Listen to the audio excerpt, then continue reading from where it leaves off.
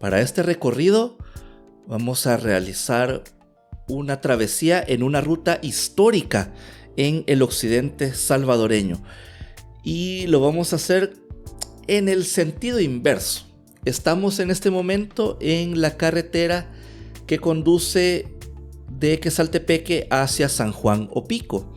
Y desde este punto vamos a partir hacia la ruta antigua a San Salvador, viniendo desde Santa Ana. Pero debido a que nos encontramos en esta zona, pues lo haremos en el sentido inverso. Desde el Departamento de la Libertad, en este caso, hacia Santa Ana, partiendo justamente acá en San Juan Opico, incorporándonos a la carretera panamericana y luego pues tomando ya la ruta original de esta importante carretera conocida popularmente así como la carretera antigua a San Salvador y que actualmente es conocida como la Ruta Nacional 9W, que pues fue la vía que conectó a Santa Ana con la capital del país antes de la concepción de la carretera panamericana ya en el siglo XX. De hecho, una gran cantidad de obras viales que actualmente poseemos acá en El Salvador, gran parte de ellas nacen por la necesidad de descongestionar las vías existentes en ese momento. Originalmente, el tramo que conocemos como la carretera a Santa Ana, que parte desde este punto, de hecho aquí estamos en los intercambiadores viales del bypass Claudia Lars, este tramo prácticamente nunca fue así desde hace unos 50 años atrás. De hecho, todo este camino pues era un espacio que, si bien es cierto, tenía algún tipo de ruta similar a la que estamos recorriendo actualmente, no era de estas dimensiones, era un poco más pequeña, muchos tramos no estaban pavimentados y por tal motivo el recorrer El Salvador, en un ejemplo en 1940, era un proceso bastante tedioso, ¿verdad? Inclusive te podía llevar días. Pero con el tiempo pues se dieron paso a estas soluciones viales. De hecho, durante el periodo presidencial de Salvador Castaneda Castro, se inicia el proceso de construcción de lo que ahora conocemos como la carretera panamericana, en ciertos tramos, y durante el gobierno del teniente coronel Óscar Osorio se hace oficial la construcción de esta vía.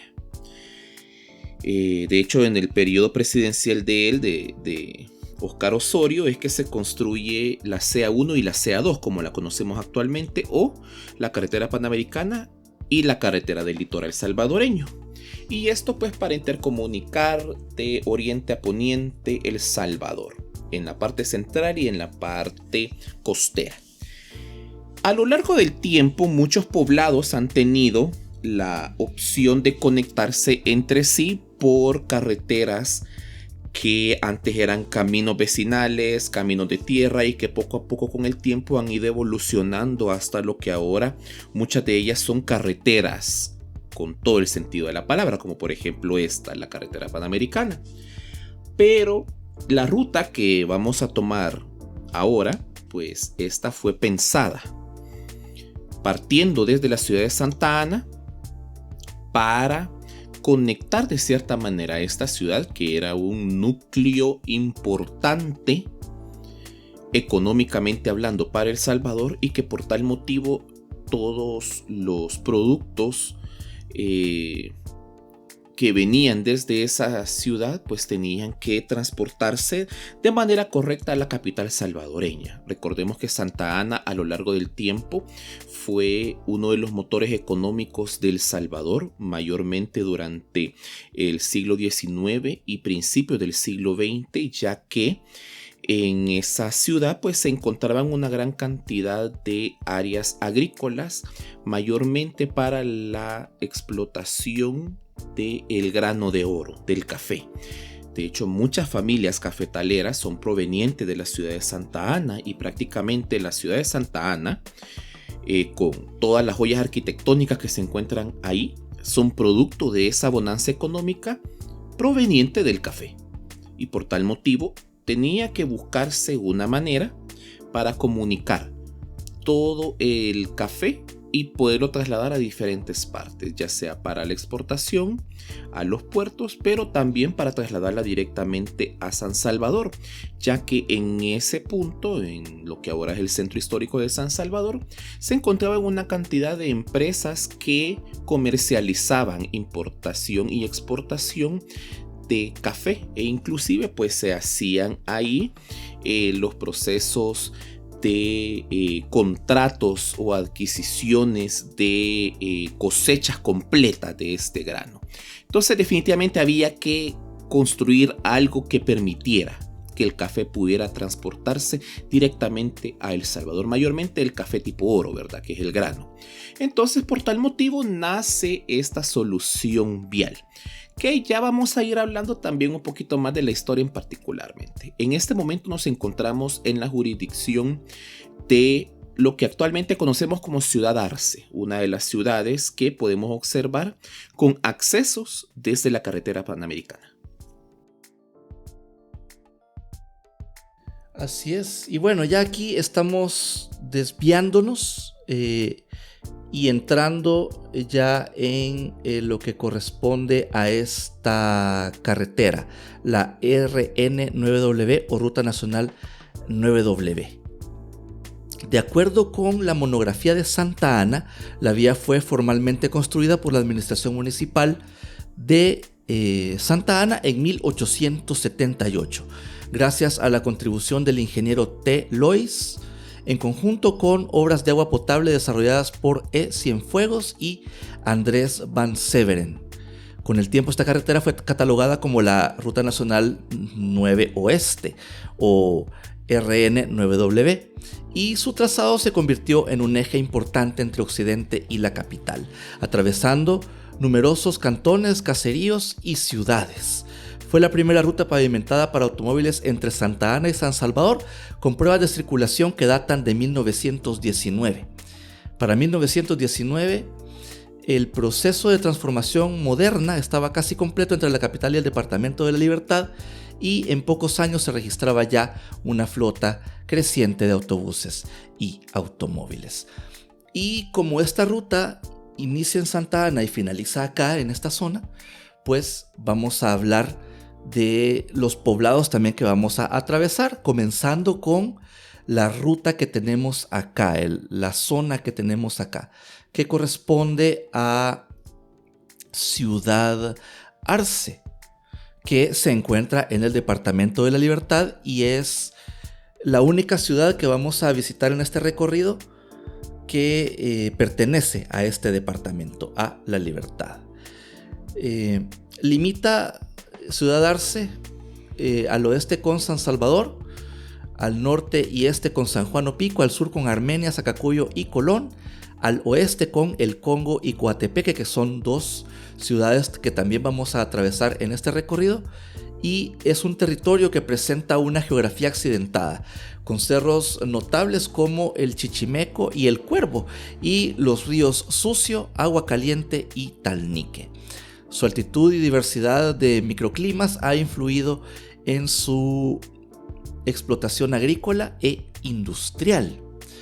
Y hablando de la historia del poblado, en América Latina es común que muchos pueblos tuvieran su origen durante la época precolombina, fundados justamente por los pueblos originarios, por los mayas y todas sus variantes.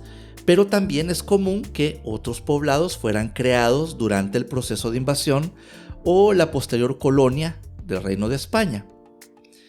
Sin embargo, para el caso de Ciudad Arce, esta ciudad pues es una excepción a estas reglas, ya que nace durante el siglo XIX por la formación de los poblados rurales en 3 haciendas: Zapotitán, La Joya y La Esperanza, las cuales logran su unificación completa para 1894, ya en la época republicana.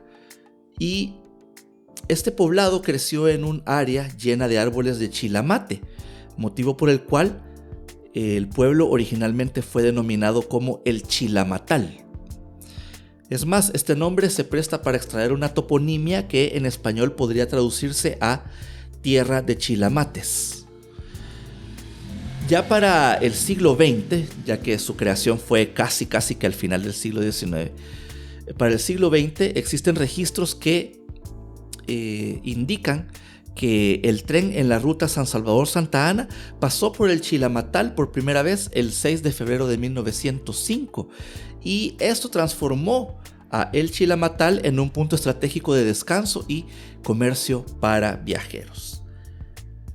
El 25 de junio de 1921, durante la presidencia de Jorge Meléndez, el Chilamatal alcanzó la categoría de pueblo, incluyendo los valles Caña de Tarro, Zapotitán y San Andrés. Además, la primera municipalidad funcionó desde el 10 de enero de 1922, y gracias al crecimiento poblacional y a la actividad social y económica, por decreto del general Maximiliano Hernández Martínez, fue declarado a el Chilamatal como villa el 17 de junio de 1936.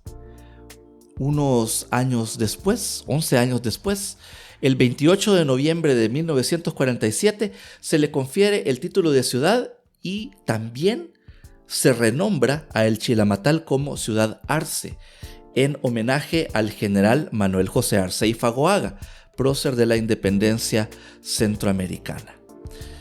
El crecimiento de Ciudad Arce se basa en 2 pilares, que son el ferrocarril y el desarrollo agrícola industrial.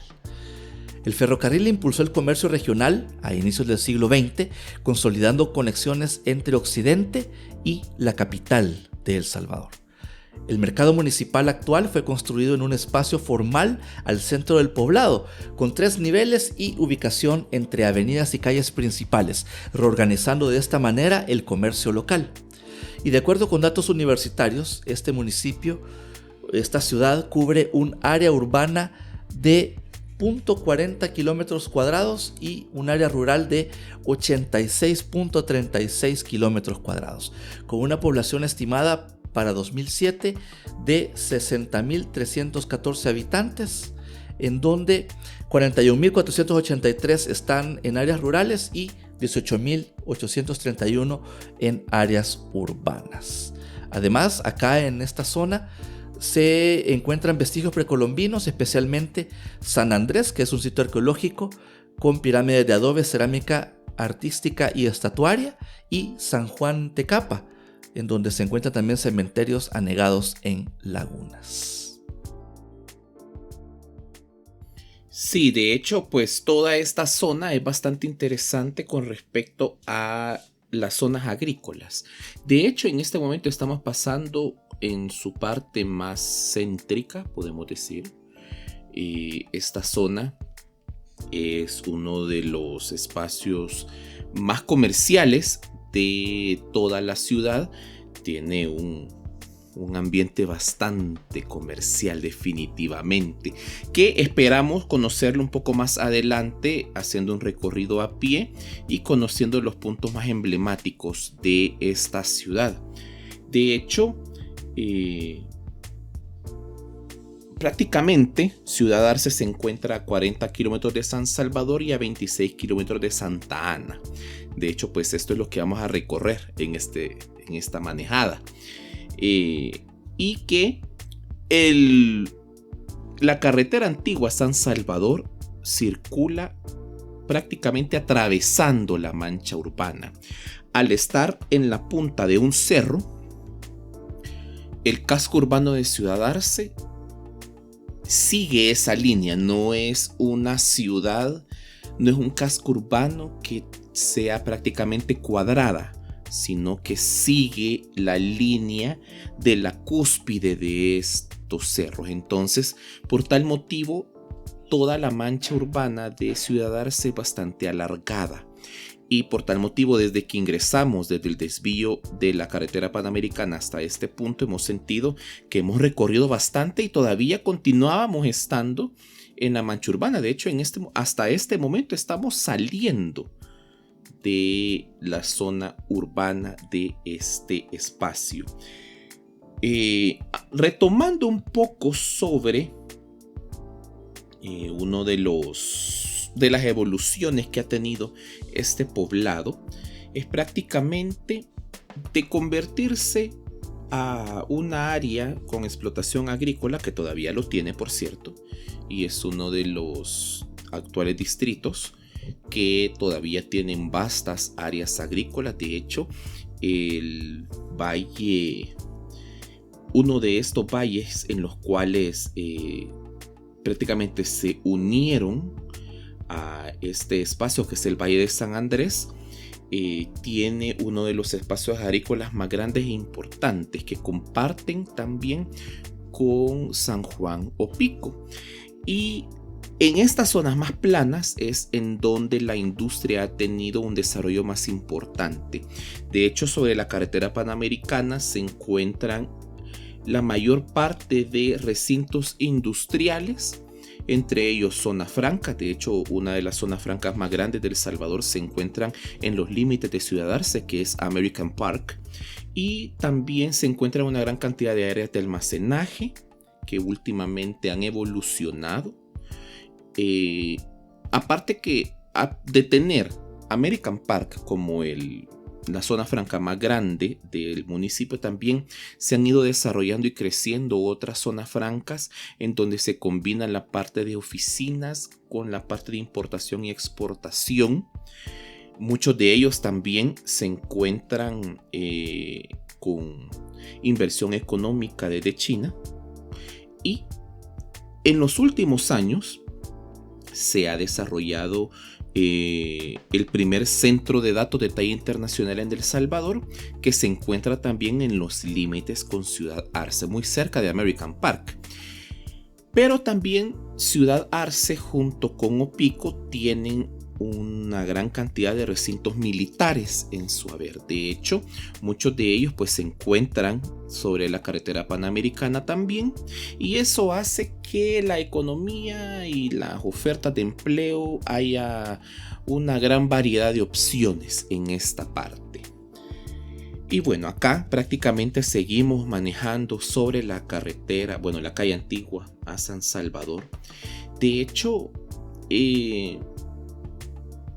retomando lo que estábamos mencionando al inicio de esta manejada, pues esta prácticamente fue por muchísimos años, desde el siglo XIX, la única vía de conexión. Y como ustedes pueden ver, la manera de cómo está diseñada no es ancha, no es una autopista, es una vía que poco a poco ha ido creciendo de acuerdo a las necesidades. Prácticamente esta carretera tiene un diseño que es de un carril por sentido y es bastante sinuosa. De hecho, tiene que sortear una gran cantidad de espacios montañosos, que de hecho entre Ciudad Arce y nuestro siguiente destino, que es la ciudad de El Congo, los accidentes geográficos están a la orden del día, y de hecho inclusive la carretera panamericana tiene que sortear todas esas montañas, todas las cadenas montañosas que se encuentran acá. En ese momento, pues a finales del siglo XIX, la tecnología vial pues no estaba tan avanzada, y por tal motivo pues se decide sortear todas las cumbres de estos cerros para hacer y diseñar esta vía. De hecho, inicia un proceso de declive, podemos decir de esa manera, por dos motivos. Primero, al ser la única vía de conexión entre Santa Ana y San Salvador, pues no daba abasto para la gran cantidad de transporte que circulaba en este espacio. Tener un tráfico en donde circula transporte pesado con mercancías, transporte público de pasajeros y todavía transporte privado de vehículos livianos, pues tenía un estrés bastante fuerte esta carretera. Por tal motivo, el punto de debacle de la carretera antigua a San Salvador inicia con dos construcciones. Primero, la carretera panamericana, ¿verdad? Que ya desde la construcción de esta a mediados del siglo XX, iniciándose durante la administración del teniente coronel Oscar Osorio, pues buscaba de cierta manera agilizar el tránsito.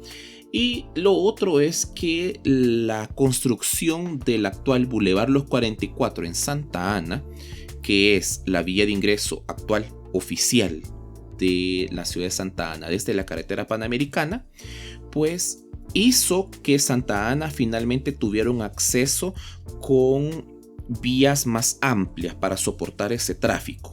Entonces, por tal motivo, empieza a tener esta carretera un segundo plano, y por tal motivo se convierte en una vía vecinal en donde mayormente el transporte de pasajeros y el transporte privado circula por esta carretera, mayormente comunicando estas ciudades que se encuentran acá. De hecho, hay rutas de buses que más adelante vamos a ver en este recorrido que conectan diferentes espacios, desde Ciudad Arce hasta Santa Ana, conectando con el Congo y la ciudad de Coatepeque. Así es que es bastante interesante la evolución de esta carretera. La carretera prácticamente nunca fue ampliada, ya que no se vio la necesidad por tener la solución de la carretera panamericana, que esa prácticamente resolvió el problema de tráfico de esta vía y haciendo más ágil la conectividad entre la capital salvadoreña y la ciudad de Santa Ana. Es bastante curioso cómo se lleva a cabo todo este proceso, y como menciona Omar, pues a la fecha conserva su trazado original en tramos rurales y se utiliza pues como una vía secundaria para evitar congestiones o llegar a poblaciones fuera de la autopista moderna de la carretera panamericana. Es más, en algunos casos, cuando hay alguna obstrucción, algún problema en la carretera panamericana, es muy común o muy frecuente utilizar esta vía para poder entrar o salir de Santa Ana hacia la zona del Departamento de la Libertad. Eso es algo bastante poco común que suceda, pero es la vía alterna que se utiliza en caso de emergencias o en caso de situaciones así bastante importantes que tienen que ver con el tráfico de mercancías que viajan a través del departamento de Santa Ana en dirección hacia San Salvador, pasando por el departamento de la Libertad. Y bueno, aquí ya estamos llegando también a un poco de la mancha urbana y los límites interdepartamentales de la Libertad con Santa Ana, ingresando a el primer poblado que ya pertenece a este departamento, que sería el Congo. Y no tiene nada que ver con la República Democrática del Congo. O el Congo belga, como se llamaba antes. O el Congo belga, como era conocido también en antaño. Esta es una ciudad que se encuentra acá en el departamento de Santa Ana y que forma parte del antiguo distrito santiagueño. Hablando un poco de su historia, pues comienza antes de la llegada de los españoles con poblaciones precolombinas que vivían en la región, como lo evidencian vestigios arqueológicos y cerámica indígena encontrada en los alrededores de este poblado. Con la colonización, el área fue absorbida por la jurisdicción del municipio de Coatepeque, bajo la administración de la corona española. El poblado o el Congo o la región conocida como el Congo se menciona inicialmente hacia finales del siglo XIX, cuando se conforma como una pequeña aldea en torno al trazado del ferrocarril que unía el sitio del Niño con Santa Ana. Cabe destacar que, aunque esta vía que estamos recorriendo intercomunica Santa Ana con San Salvador, el ferrocarril, que de hecho acabamos de pasar allí un puente que tenía la vía férrea original, el trazado de la línea férrea justamente no va siguiendo, esta carretera no va siguiendo la línea férrea, sino que sortea la cadena montañosa entre Santa Ana y la zona de Ciudad Arce actualmente, el Chilamatal. Así que es bastante común que los poblados que estamos recorriendo, el Chilamatal o Ciudad Arce, el Congo y Coatepeque, en algún punto se hayan convertido en ciudades o en poblados que eran utilizados mayormente como zonas de paso, en donde era bastante común observar personas que hacían el tránsito entre Santa Ana y la ciudad capital. Entonces es bastante interesante que el Congo aparece como una pequeña aldea que se asienta en torno al trazado del ferrocarril que unía tanto el sitio del Niño como con Santa Ana, que están bastante lejos en distancia, ¿no? Durante el siglo XX y ya en torno al año 1910 o a la década de 1910, el Congo contaba con apenas 500 habitantes y su crecimiento estuvo relacionado con los 3 cerros conocidos como los de los 7 príncipes. Y el flujo de personas y productos mejoró notablemente cuando el 6 de febrero de 1905 el ferrocarril arriba a la zona, al igual que lo hace también en la zona del Chilamatal, etcétera, en donde pues por primera vez pasa el ferrocarril en esta zona, ya en esta ruta San Salvador-Santa Ana o Santa Ana-San Salvador, convirtiendo a el Congo en un punto de descanso y comercio para viajeros, al igual que lo escuchamos cuando estábamos hablando de el Chilamatal o lo que actualmente se conoce como Ciudad Arce. Hablando un poco de la transformación del Congo a lo largo del tiempo y de su transformación administrativa, por decreto legislativo de fecha 20 de marzo de 1933, el Congo fue elevado al rango de pueblo, incorporando los cantones y caseríos circundantes que son el Congo, el Guineo, San José de las Flores, el Rodeo, el Pezote, la Presa y la Laguna. Más adelante, el 15 de agosto de 1955, bajo el gobierno del presidente coronel Óscar Osorio, obtuvo el título de villa, que es un rango intermedio que reflejaba su densidad poblacional y este creciente desarrollo, por supuesto, que va de la mano con el ferrocarril y con esta vía. Finalmente, el día 23 de diciembre de 1999, casi finalizando el siglo XX, durante la presidencia de Francisco Flores se le otorga el título de ciudad conforme al decreto legislativo número 789 de ese año. Y hablando sobre el territorio que ocupa el Congo, es de aproximadamente 91.43 kilómetros cuadrados con una altitud de 840 metros sobre el nivel del mar. A partir del último censo, la población del Congo es de más o menos 27.587 habitantes, distribuidos en 8 cantones y 41 caseríos.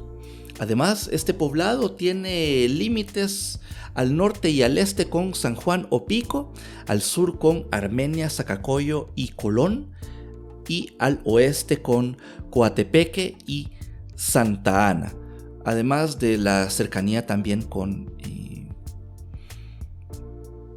Ciudad Arce. Durante buena parte del siglo XX, la economía del Congo se centró en la agricultura con cultivos como maíz, frijol, caña de azúcar, café y hortalizas, además del envío de remesas familiares y actividades vinculadas a la producción primaria. en este caso de la producción primaria, ayudados en gran medida por el transporte ferroviario que facilitó la salida de estos productos hacia Santa Ana y, eventualmente, hacia San Salvador. Con el tiempo, el auge del turismo en el lago de Coatepeque, compartido con el vecino poblado, que se llama igual Coatepeque, generó un mayor empuje económico para el Congo, especialmente en la zona de balnearios, miradores y en el rubro específico de los servicios turísticos, alojamientos, etc.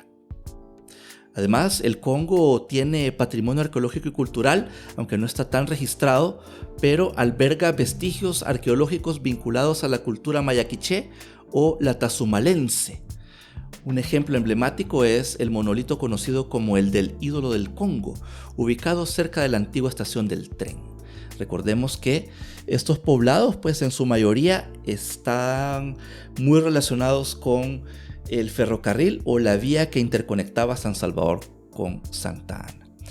Además, la municipalidad ha invertido en temas como la electrificación, agua potable y servicios básicos, especialmente tras recibir el título de ciudad, aunque lamentablemente muchos pueblos aún mantienen un carácter estrictamente rural. Hablando del turismo, que ya lo mencionábamos, que está alrededor del lago de Coatepeque, el Congo se beneficia indirectamente justamente de este fenómeno del lago de Coatepeque. Muchas familias acá en el Congo se dedican o tienen pequeñas empresas que realizan tours.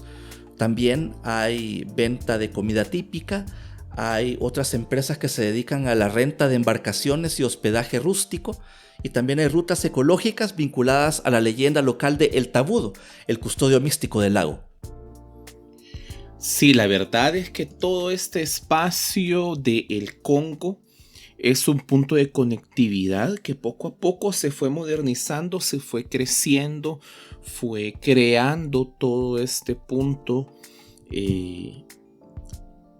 intermedio entre la ciudad de Santa Ana y la ciudad de San Salvador.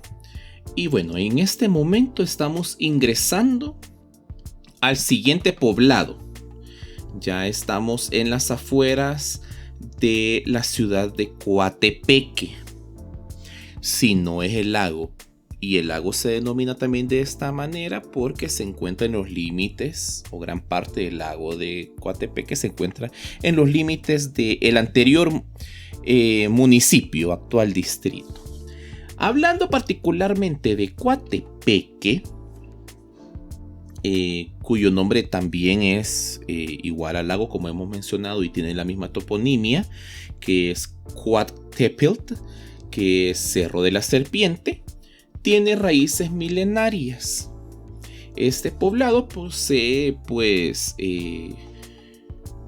una vasta historia prehispánica. Según los registros, fue fundado por mayas pocomames en el siglo V después de Cristo.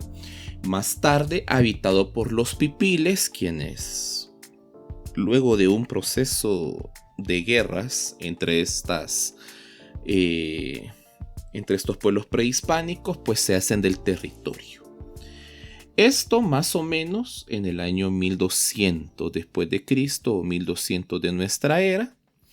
Y con un poco tiempo después es que este poblado pasa a ser parte del gran señorío de Cuscatlán.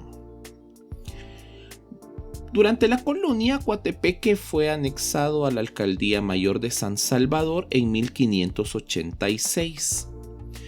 Y aunque es un poblado bastante pequeño, posee una gran cantidad de menciones a él durante la época colonial.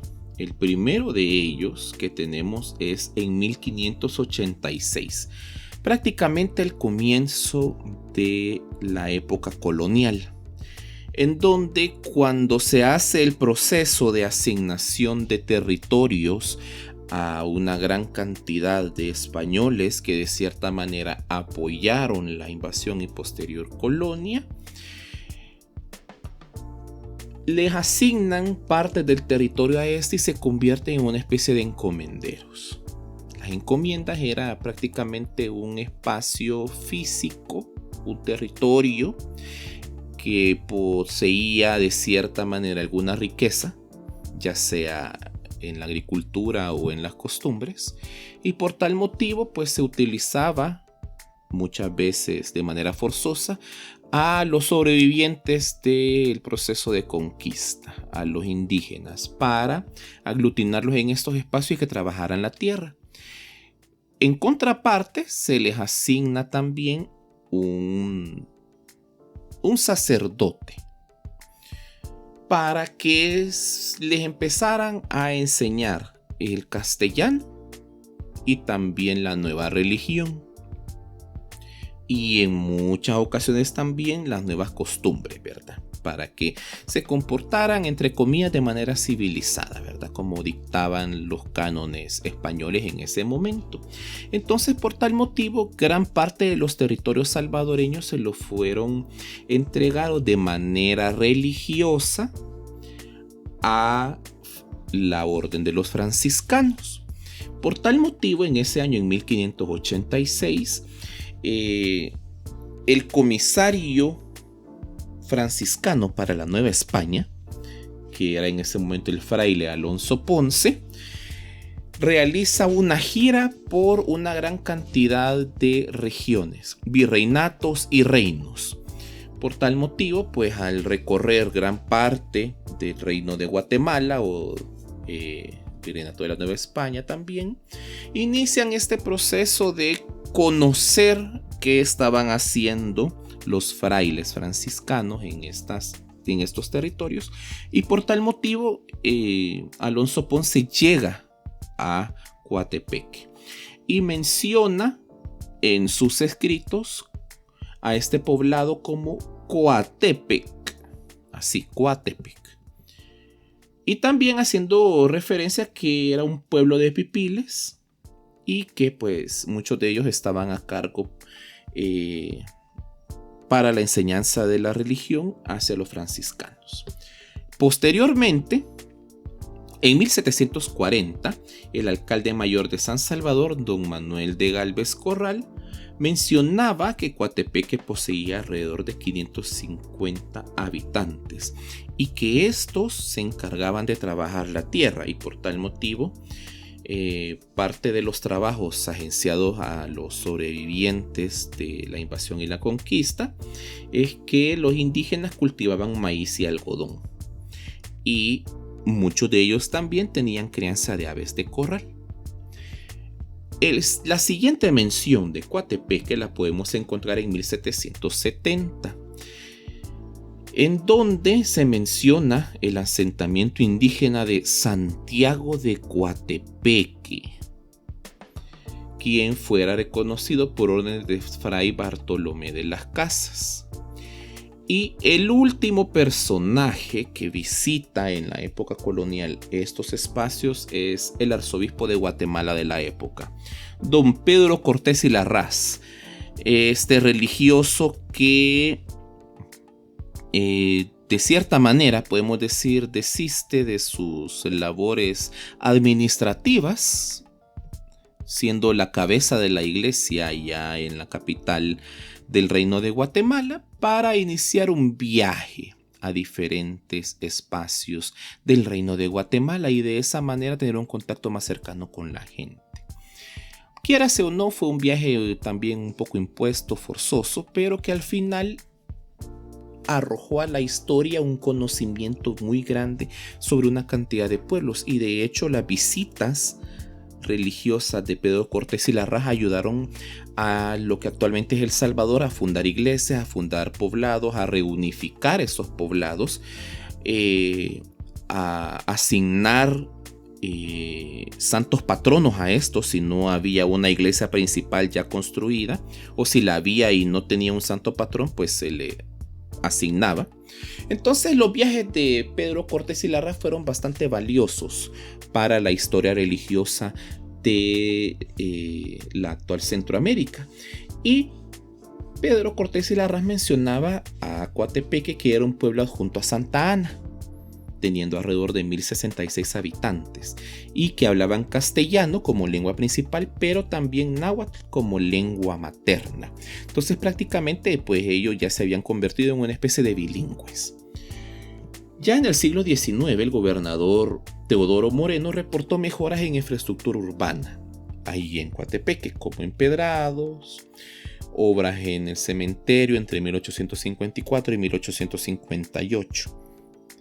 Coatepeque fue declarada vía el 21 de octubre de 1858 y tuvo que pasar más o menos medio siglo para que obtuviera el título de ciudad, la cual fue declarada el 25 de marzo de 1917.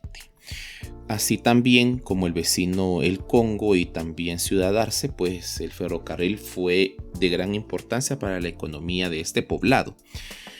Y bueno, acá prácticamente ya estamos ingresando a los límites de la ciudad morena, la ciudad heroica, la ciudad de los 44, la ciudad de Santa Ana, quien durante muchísimos años, en los principios años de la República, fuera la segunda ciudad en importancia económica de El Salvador gracias a este impulso del café.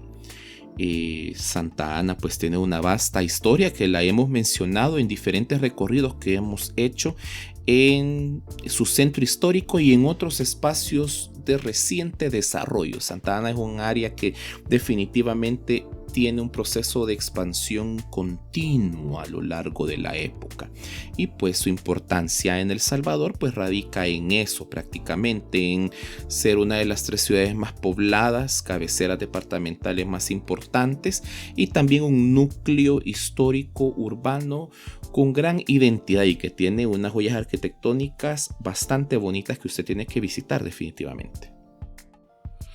Sí, es bueno, hermoso el espacio.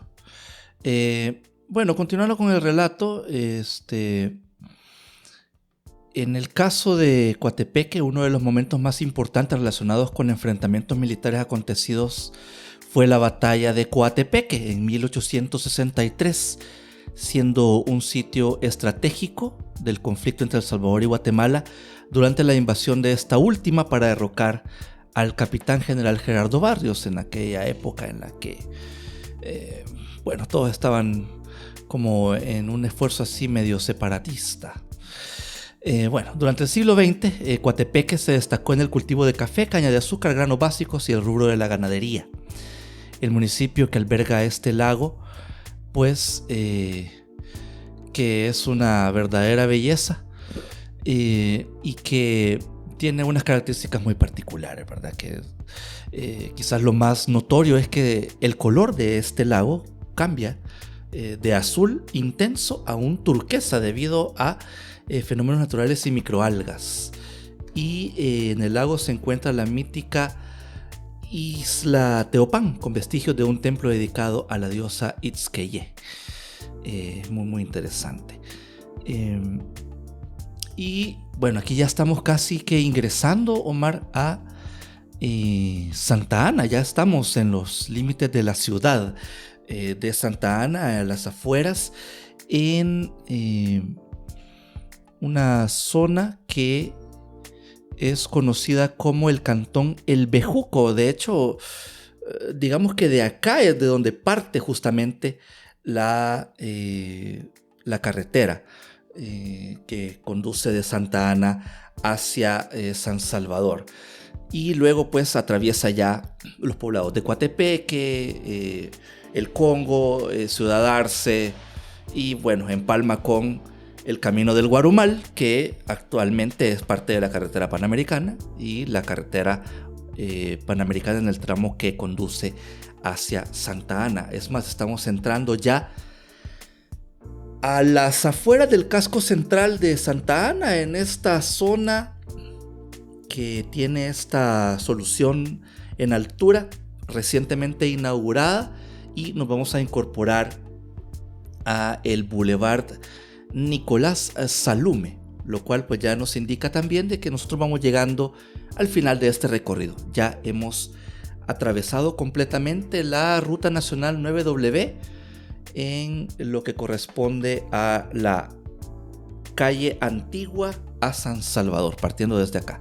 Así que no me resta más que agradecerles por habernos acompañado en este recorrido, conociendo esta vía. Cuéntenos ustedes en algún momento, si usted es salvadoreño y fue mucho de viajar o vivió en esta zona, atravesó esta ruta, la conocía, sabía de su existencia, sabía que antes de la carretera panamericana existía esta vía. Cuéntenos ahí en la cajita de comentarios. Además, si usted es nuevo en el canal, lo invitamos a que se suscriba y que le dé al botón de la campanita de notificaciones para que esté siempre pendiente de todo lo que hacemos acá en el canal, donde hablamos de historia, cultura, costumbres, tradiciones, arquitectura, de obras viales también, como en este caso que recorrimos esta carretera, y en toda la región centroamericana.